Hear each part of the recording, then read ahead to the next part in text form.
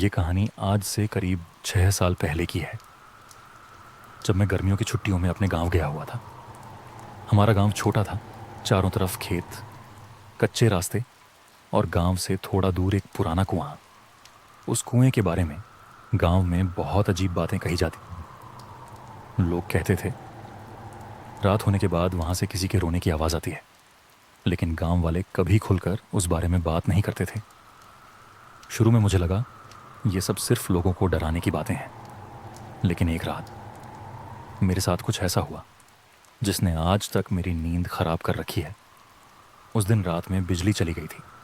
पूरा गांव अंधेरे में डूबा हुआ था। सिर्फ कहीं कहीं लालटेन की हल्की रोशनी दिखाई दे रही थी।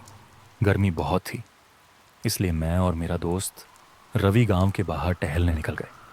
चलते चलते हम खेतों के पास पहुंच गए और तभी रवि अचानक रुक गया।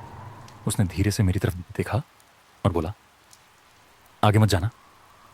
मैंने पूछा क्यों, लेकिन उसने कुछ जवाब नहीं दिया, बस सामने अंधेरे की तरफ देखता रहा। मैंने ध्यान से देखा, थोड़ी दूर वही पुराना कुआं था। रात के अंधेरे में वो और भी डरावना लग रहा था। उसके आसपास बड़े बड़े पेड़ थे और हवा चलने पर उनकी शाखाएं अजीब आवाज़ कर रही थीं। तभी मुझे ऐसा लगा जैसे कुएं के अंदर से किसी के धीरे धीरे रोने की आवाज़ें आ रही हो, बहुत हल्की आवाज़, जैसे कोई औरत रो रही हो।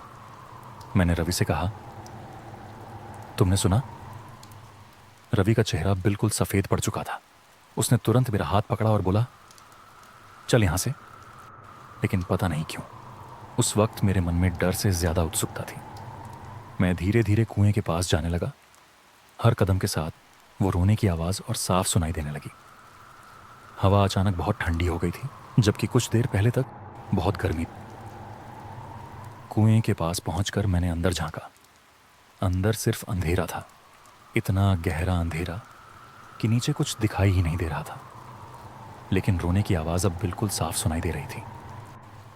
तभी कुएं के अंदर से किसी ने बहुत धीमी आवाज़ में मेरा नाम लिया। मेरा पूरा शरीर वहीं जम गया, क्योंकि उस समय वहाँ मेरे और रवि के अलावा कोई नहीं था। मैंने डरते हुए पीछे देखा। रवि मुझसे काफ़ी दूर खड़ा था, उसके हाथ कांप रहे थे। फिर अचानक कुएं के अंदर से पानी में कुछ हिलने की आवाज़ आई, जैसे कोई नीचे से धीरे धीरे ऊपर आ रहा हो। उस वक्त पहली बार मुझे सच में डर महसूस हुआ।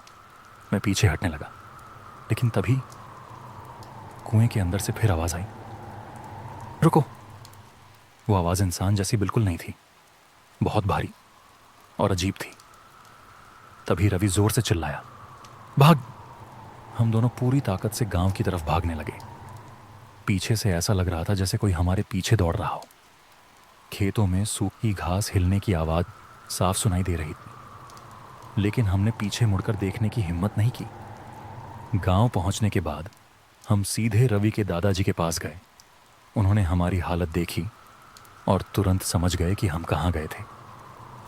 कुछ देर चुप रहने के बाद उन्होंने धीरे से कहा, मैंने तुम लोगों को मना किया था उस कुएं के पास जाने से। फिर उन्होंने जो बताया उसे सुनकर हमारे होश उड़ गए। करीब 20 साल पहले गांव की एक औरत ने उसी कुएं में कूदकर जान दे दी थी। लोगों का कहना था उसकी मौत के बाद कई लोगों ने रात में वहां आवाज़ें सुनी थीं।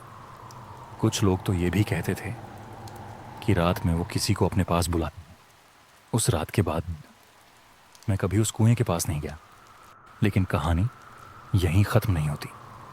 अगले दिन सुबह गांव के कुछ लोग उस कुएं के पास गए और वहां मिट्टी में सिर्फ 2 लोगों के पैरों के निशान थे, जबकि पिछली रात हमें साफ महसूस हुआ था कि हमारे पीछे कोई तीसरा भी भाग रहा था।